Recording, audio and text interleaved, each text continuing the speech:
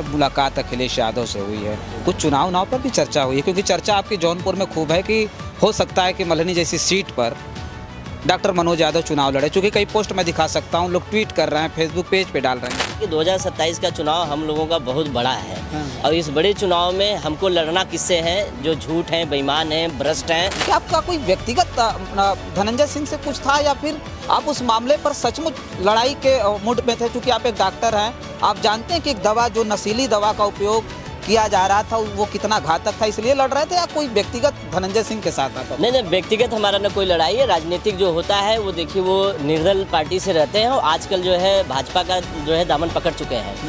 साथियों नमस्कार, मैं हूं रजनीश और आप जन आदर्श भारत देख रहे हैं। पिछले दिनों हमने खबर बनाई थी और मामला कोडीन का था। कोडीन को लेकर के पूरे उत्तर प्रदेश में ही नहीं बल्कि पूरे देश भर में ये जो मामला था काफ़ी ज़्यादा चर्चा में था। ये उत्तर प्रदेश में जो कोडीन का मामला था वो उसका सिंडिकेट ज़्यादातर जो जुड़े थे वो बनारस और जौनपुर से जुड़े थे। जौनपुर में एक बाहुबली का नाम आया था, धनंजय सिंह। उसके बाद हमने खबर बनाई थी कि जहां से धनंजय सिंह आते हैं जौनपुर से, जौनपुर के तमाम जो नेता थे उस पर पूरी तरह से इस मामले पर साइलेंट थे और लगातार अखिलेश यादव इस कोडीन के मामले पर हमलावर थे। लेकिन एक नेता थे डॉक्टर मनोज यादव जो लगातार उस पर आवाज़ उठा रहे थे और जिस जगह से मल्हनी से चुनाव धनंजय सिंह लड़ते रहे, हारते रहे, वहाँ के भी विधायक समाजवादी पार्टी के थे जिनका नाम लकी यादव है। उनके पिताजी का कभी पूर्वांचल की राजनीति में दबदबा हुआ करता था, वो बड़े समाजवादी नेता थे। उनके बेटे लकी यादव उस मामले पर काफ़ी ज़्यादा जो है चुप दिखे। उसके बाद ये मामला प्रकाश में आया। जौनपुर के लोग लगातार ये बात कह रहे थे कि बताइए डॉक्टर मनोज यादव कोडीन के मामले पर इतना ज़्यादा बोल रहे हैं लेकिन वहाँ के विधायक नहीं बोल रहे हैं। आज मैं लखनऊ में हूँ और लखनऊ में डॉक्टर मनोज यादव जी आज समाजवादी पार्टी का पीछे देखे केंद्रीय कार्यालय और अखिलेश यादव जी से मिल करके अभी वो निकल रहे हैं। बहुत बहुत स्वागत है। बहुत बहुत धन्यवाद रजनीश जी और आपके सभी व्यूजरों का मेरा ढेर सारे नमस्कार है। आपकी बहुत सारी खबरें वायरल हुई, बहुत सारे जो है वीडियो आपके इतने ज़्यादा अभी भी वायरल हैं, लोग देख रहे हैं। कोडीन के मामले पर जौनपुर में आपसे ज़्यादा कोई नहीं बोला। एक रिपोर्ट जब हमने बनाई उसके बाद से बहुत सारे नेता बोलना हालांकि शुरू किए, लेकिन आज अखिलेश यादव से आज आपकी मुलाकात हुई। इस मुलाकात को लेकर भी लोगों के बीच तरह तरह की चर्चाएं हैं। चूँकि कुछ दिन पहले भी खबर वायरल हुई थी, उसके बाद आज मुलाकात हुई। मुलाकात के लिए सबसे पहले हम जानना चाहेंगे किस संदर्भ में उनसे मुलाकात आज हुई आपकी? देखिए, एक औपचारिक मुलाकात हुई। माननीय जी हमारे नेता हैं, हम आए थे उनसे आशीर्वाद लेने। मुलाकात हुई है। मुलाकात होने पे जो भी उनके दिशा निर्देश होते हैं हम लोग उसको लेके जाते हैं और ज़मीन पे काम करते हैं। आज हम लगभग 3 महीने के बाद आए हैं। जब से ये SIR का काम चालू हुआ था तब से क्षेत्र में काम किया जा रहा था। SIR पे भी और कुछ ऐसे छूटे हुए जो फॉर्म 6 भरे जा रहे हैं उस पर भी हर बूथ पे हम लोग ने उस लेवल पे और उसको करने का जो दिशा निर्देश मिला है माननीय जी का, तो वो काम भी चल रहा है, वो भी किया भी जा रहा है। साथ में ये कहा जा रहा है कि 2027 का चुनाव हम लोगों का बहुत बड़ा है और इस बड़े चुनाव में हमको लड़ना किससे है जो झूठ हैं, बेईमान हैं, भ्रष्ट हैं और जो सनातनी का नाम बदनाम करने वाले लोग हैं उनको। जैसे आप देखे होंगे कि अभी मैं त्रेता युग में जब देखा था रावण ने हनुमान जी को बांधा था, उस तरीके से इस रावण को मैंने देखा इस कलयुग में। जो हमारे यहाँ का जो रावण है प्रधानमंत्री, कल हमारे हनुमान जी को बांध के उड़ा रहा था हवा में। तो हम ये कहेंगे कि ये सनातन को बदनाम करने वाले लोग हैं। सनातन का नाम लेके हमारे जितने भी सनातन के दिल से मानने वाले लोग हैं उनके दिल के खिलवाड़ करते हैं, उनसे उनके मन पे आघात पहुँचाते हैं। तो हम कहते हैं ये सनातनी नहीं है, ये सनातनी नहीं, ये पापी हैं जिस तरीके से हमारे सनातन के भगवान को भी बदनाम करते हैं। अच्छा, एक चीज़ हम ये जानना चाहेंगे, आज वो मान लीजिए नया वर्ष भी चल रहा है और ये सब सारी चीज़ों के बाद आज आपकी जो मुलाकात है, लोगों के बीच अटकलें बहुत ज़्यादा हैं कि आज डॉक्टर मनोज यादव जब अखिलेश यादव से मिले तो कुछ और भी बातें हुई, कुछ वहाँ जौनपुर को लेकर के कुछ बातचीत हुई? नहीं, ऐसी कोई बातें नहीं हुई। माननीय जी से आशीर्वाद लिया और जो गुप्तगू है वो तो माननीय जी ही जानते हैं, उनके सब कुछ है। पार्टी के कार्यालय पे आने से एक दिशा निर्देश मिलता है, उस दिशा निर्देश पर हम लोग काम करते हैं, बस ऐसे कोई बात नहीं है। अच्छा, ऐसी कोई बात। अच्छा, एक बात और हम जानेंगे कि जो कोडीन का मामला था जौनपुर से जुड़ा हुआ था, उस बारे में जो बाहुबली का नाम जुड़ा, साफ तौर पर ये कहा गया कि जो बाहुबली है धनंजय सिंह, धनंजय सिंह को लेकर के चर्चाएं ये थी कि डॉक्टर मनोज यादव, क्या आपका कोई व्यक्तिगत धनंजय सिंह से कुछ था, या फिर आप उस मामले पर सचमुच लड़ाई के मूड में थे? चूंकि आप एक डॉक्टर हैं, आप जानते हैं कि एक दवा, जो नशीली दवा का उपयोग किया जा रहा था, वो कितना घातक था, इसलिए लड़ रहे थे, या कोई व्यक्तिगत धनंजय सिंह के साथ आप? नहीं, व्यक्तिगत हमारा न कोई लड़ाई है। राजनीतिक जो होता है वो देखिए, वो निर्दल पार्टी से रहते हैं और आजकल जो है भाजपा का जो है दामन पकड़ चुके हैं।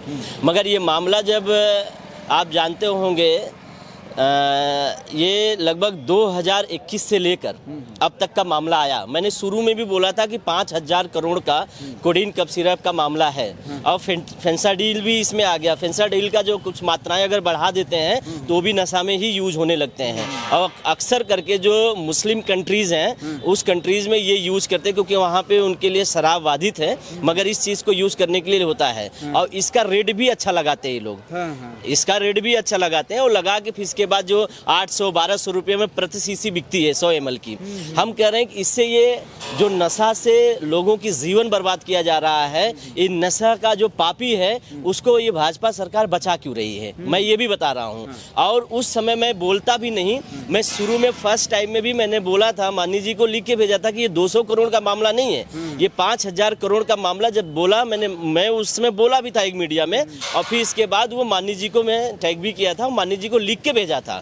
तो माननीय जी ने जब देखा इस मामले को लेकर, ये तो जहरीली चीज है, इससे काफी एमपी में बच्चे मरे, राजस्थान में बच्चे खत्म हुए इसी सिरप के वजह से, और 2 जुड़वे बच्चे यही हमारे अपने उत्तर प्रदेश के ही थे, और वहां पे बयान भी बदला गया उसके परिवार से।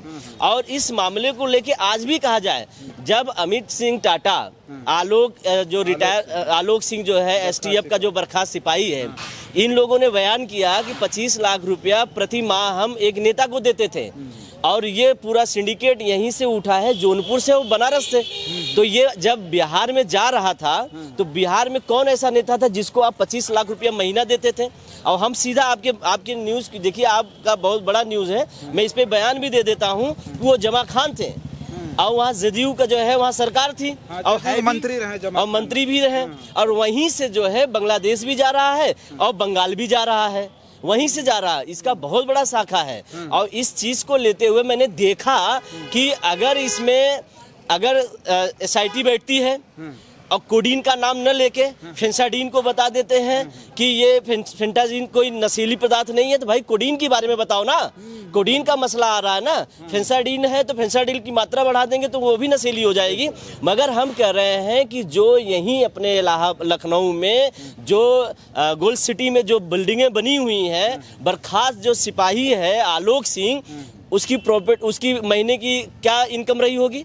सरकार से 21,000-22,000 पाता होगा महीने का, और करोड़ों की 10 करोड़ की एक कोठी बनाया और जांच भी हुआ।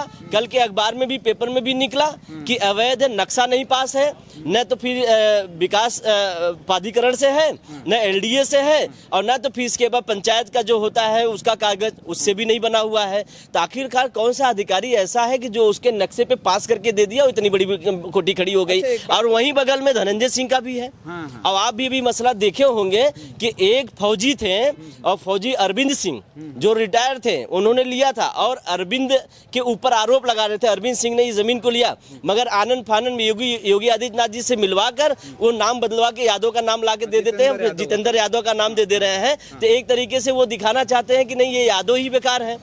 आसाम में जितने भी रोहिंग्या लोग को बनाया जा रहा है, जहाँ पे आसाम पे यादव के प्लॉट पे जो आसामी रह रहे हैं, उनको यादव को अगर नाम आ रहा है तो उनको दिखा दे रहे हैं। मगर और पहले से जो भाजपा वाले उनको बनवा के उनको अपने जमीन पर रखे हैं सालों साल से और उनसे किराया ले रहे हैं, उसकी बात क्यों नहीं उठाई जा रही? उसी को मैं देखना चाहता हूँ। अब मैं आ रहा हूँ उसी पे भैया, कि उसी को मैं समझना चाहता हूँ कि आखिरकार धनंजय सिंह का क्या भाजपा का पट्टा पहन लेने से कोडीन सिरप के पीछे छुप जाएंगे, या मुख्यमंत्री योगी आदित्यनाथ जी के पीछे छुप जाएंगे? तो क्यों बचा रहे हैं? वही तो सवाल हमारा है कि एसआईटी की जांच हो रही है, कहा एसआईटी की जो टीम है वो गठित कर दी गई है, और ये कहा जा रहा है कि जो छापेमारी है वो तेज कर दी गई है। लेकिन आपको लगता नहीं कि मामला बहुत धीमा हो गया? अब तो मीडिया से भी बाहर जा रहा है ये मामला। देखिए, इसी को तो कहते हैं कि परसेप्शन को बढ़ा के फिर इसके बाद सेटिंग कैसी होती है उसको हो जाता है। अब यही आप देखे होंगे, मैं किसी का नाम नहीं, कुछ लोग कहते हैं कि डॉक्टर मनोज जब बोलते हैं तो ठाकुर के खिलाफ बोलते हैं। मैं किसी ठाकुर का खिलाफ नहीं हूँ, मैं उसके खिलाफ हूँ जो नशा बेचता हो,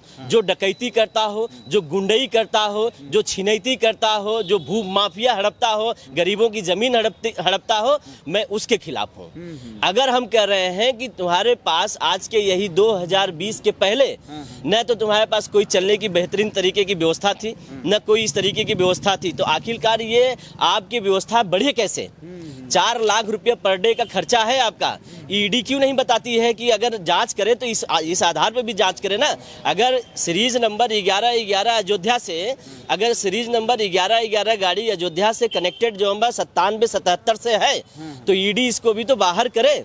और अभी एक मामला और आया कि जौनपुर के पेट्रोल पंप से कई करोड़ रुपए का भी जो है लेन देन हुआ है शुभम जायसवाल के फ्रंट से, और ये पैसा गया कहाँ है ये भी तो ईडी जो है सार्वजनिक करे। आखिरकार बहुत सारी चीजें छुपाई जा रही है, बहुत चीज छुपाई जा रही है। ईडी और सीबीआई, हम पहले भी मांग किए थे कि 5 एजेंसियां बैठे और सुप्रीम कोर्ट की निगरानी में इसकी जांच हो, सुप्रीम कोर्ट की निगरानी में हो, ये सरकार के अधीन न हो, क्योंकि सरकार के अधीनस्थ में आने के बाद सरकार तो जितनी भी मौका पाती है किसी को, उससे पैसा वसूलती है चुनाव में आने के लिए। और फिर इसके बाद जितने भी उस तरीके की पार्टियां होती हैं उनको पैसे से हराने का काम करते हैं।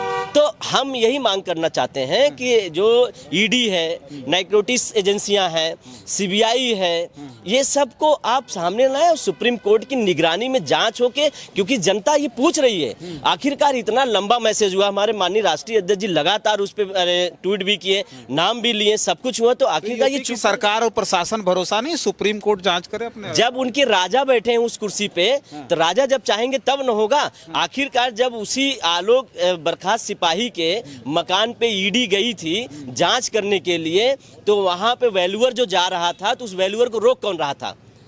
हम यही नहीं समझ नहीं पा रहे हैं कि उत्तर प्रदेश सरकार को माफिया चला रहे हैं कि मुख्यमंत्री चला रहे हैं।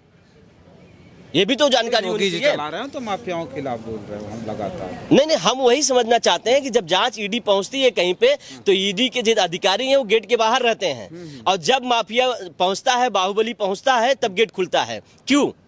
क्या ये लखनऊ में ही उन्हीं के नाक के नीचे अगर वो माफिया पहुंचता है तब जाके जो है ये गेट खुलता है? तो हम यही समझना चाहते हैं कि मैं सही पूछना चाहता हूं कि ये सीएम साहब चला रहे हैं या कोई माफिया चला रहा है सरकार उत्तर प्रदेश का? अच्छा, एक आखिरी सवाल है, जब मुलाकात अखिलेश यादव से हुई है, कुछ चुनाव पर भी चर्चा हुई है, क्योंकि चर्चा आपकी जौनपुर में खूब है कि हो सकता है कि मल्हनी जैसी सीट पर डॉक्टर मनोज यादव चुनाव लड़े, चूंकि कई पोस्ट मैं दिखा सकता हूं, लोग ट्वीट कर रहे हैं, फेसबुक पेज पे डाल रहे हैं। ये पार्टी का और राष्ट्रीय अध्यक्ष जी का जो निर्णय होगा उस पर होगा, ऐसी कोई अभी चर्चा नहीं हुई है।